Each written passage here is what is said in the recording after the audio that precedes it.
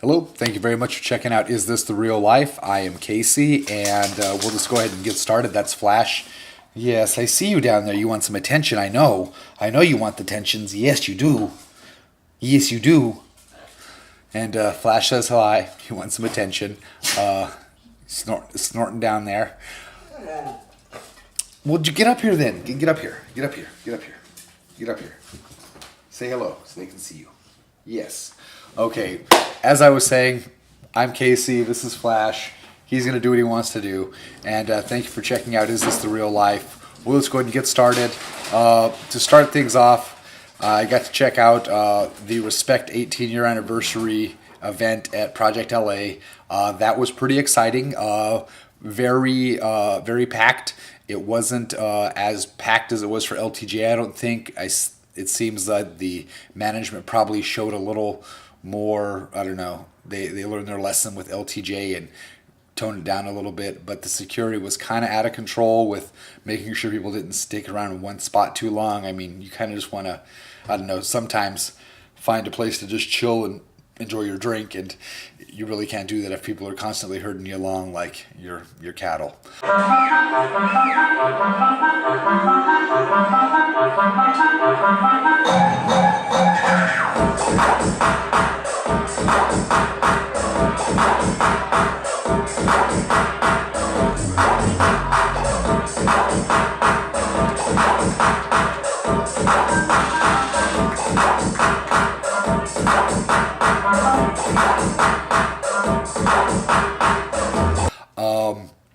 But it was a good time. Really enjoyed it. Got to check out Roni Size, who is considered by many people to be like the godfather of drum and bass music. I can remember listening to New Forms like 20 years ago, and at the time it was cutting edge electronica, and it's definitely a credit to his abilities as a DJ and as a producer to stay relevant for 20 years. So if I was wearing a hat, I would definitely tip it to him.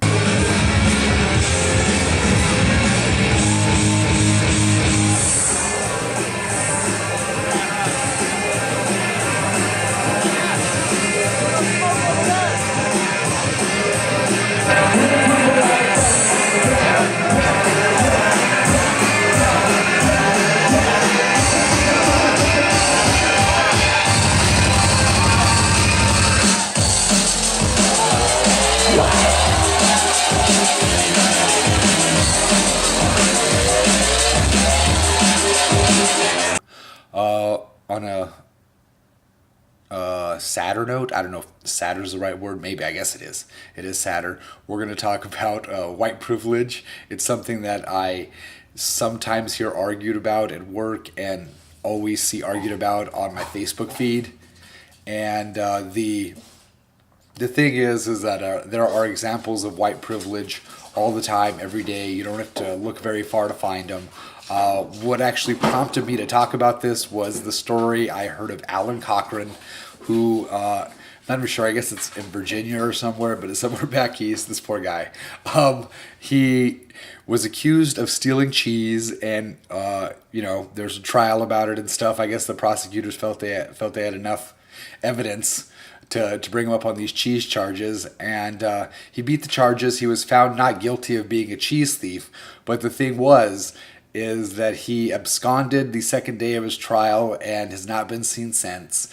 And the jury was instructed by the judge to render, since they found him not guilty for being a cheese thief, they were instructed to render some sort of a verdict and punishment regarding a previous court appearance that he failed to appear for. And because he didn't go to the previous court appearance, they could have just, said that the time served of 7 months for being accused of being a cheese thief is enough, or, we're going to not give you any time for not showing up before. They actually gave him 5 years. And what's so crazy about that is that the maximum sentence for being a cheese thief was 2 years. So it seems that I don't know. It just seems like it seems like a perversion of justice to me. That's putting it lightly. And I to me, that is a glaring example of white privilege when we have a man of color who is found not guilty of the crime, the primary crime for which he is on trial for, ends up getting 5 years for not showing up for a previous court appearance.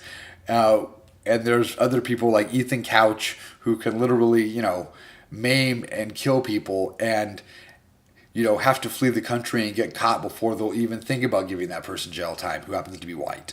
But I digress. Back to the high notes. It's sort of like a roller coaster. We got the Roni Size, then the white privilege, but going back up there, pizza. Who doesn't love pizza? And I guess this one could be taking it down again too, because pretty soon there's not going to be any jobs. Robots are taking everybody's jobs. They've developed a pizza printer, or a pizza printer is being developed, and that's something I find rather intriguing, and it is by a company called BHEX. They will be displaying this technology at the Las Vegas Pizza Expo or whatever, the International Pizza Expo in Las Vegas from March 27th to 30th. If you're in Vegas, I would encourage you to check that out and possibly get a piece of printed pizza. It was initially developed for NASA because astronauts like pizza too. And just because you're in space doesn't mean you shouldn't get pizza. And I guess we'll leave it at that. I may go get some pizza. Thanks for checking out Is This the Real Life?